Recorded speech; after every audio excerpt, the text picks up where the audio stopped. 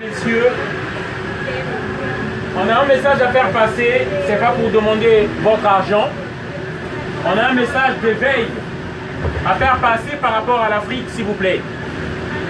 Je suis du Congo-Brazzaville, Monsieur Ngouma de Mangoubi, activiste, militant pour la cause africaine, panafricaniste. Alors, je viens intervenir par rapport au problème de l'immigration.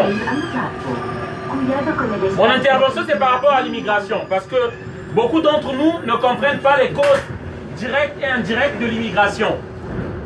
Voilà.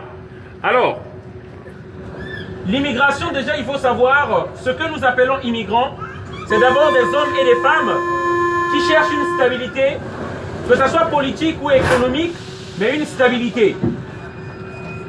Et comme les années passées, nous avons vu lorsqu'il y a eu une guerre, la première guerre mondiale ou la deuxième guerre mondiale en Europe, les gens immigraient vers l'Afrique. Alors j'aimerais vous expliquer une chose, que les Africains, dont moi-même je fais partie, nous venons ici, c'est pas parce que nous sommes pauvres dans nos pays, c'est pas parce que nous sommes derrière votre système social. Il faut savoir déjà que c'est à cause des guerres qu'on nous impose chez nous. Et souvent c'est par rapport à notre richesse, par rapport aux minéraux qui sont dans notre sous-sol. Je vais vous prendre donc le cas du Congo-Brazzaville. C'est un petit pays de 4 500 000 habitants, avec d'énormes richesses. Je suis de ce pays-là et nous subissons le prix de notre richesse. En 97, j'aimerais le dire ici, l'expliquer comme je l'explique tout le temps. Jacques Chirac, l'ex-président français, va armer un psychopathe du Congo-Brazzaville au nom de Denis Sassou Nguesso. Il va l'armer afin que ce monsieur, ce dernier fasse un coup d'État. Et il a tué les Congolais, il s'est imposé par la force des armes. Il s'est imposé par la force des armes. Depuis 34 ans, ce monsieur-là règne en monarque au Congo-Brazzaville. Et en contrepartie, il donne toutes les richesses du Congo-Brazzaville aux dirigeants français, aux partis français et à la France.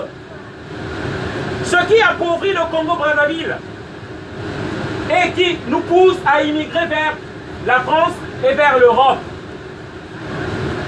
Pourquoi j'interpelle votre conscience?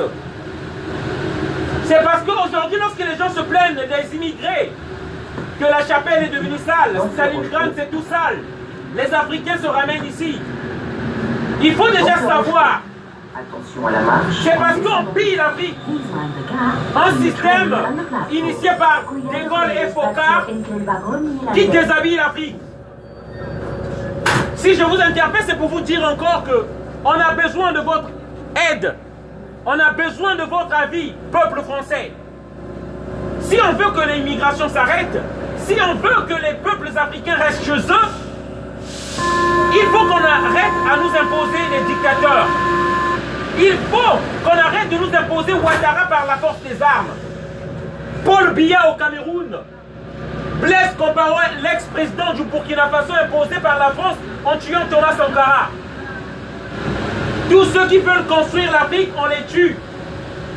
Comme on a tué Lumumba. Comme on a tué Sylvie Olympio du Togo. Comme on a tué pas mal de dirigeants africains qui aiment l'Afrique. Donc c'est le message que je venais faire passer ici, s'il vous plaît. L'éveil de conscience que les Africains ne viennent pas ici parce que l'Afrique est pauvre. L'Afrique pauvre et pourtant qui finance les partis français. L'Afrique pauvre qui finance les dirigeants français, dont Villepin, et Jacques Chirac qui ont beaucoup bénéficié de l'argent de l'Afrique, des dirigeants africains. Voilà le message que je tenais à faire passer. Voilà le message que je tiens à faire passer pour que vous sachiez d'où vient l'immigration, qu'est-ce qui provoque l'immigration. Qu'on laisse l'Afrique tranquille, qu'on laisse l'Afrique se développer aussi. Et vous verrez que les Africains resteront chez eux. Désolé d'avoir crié, de vous avoir importuné. Et je vous souhaite une bonne soirée. Merci.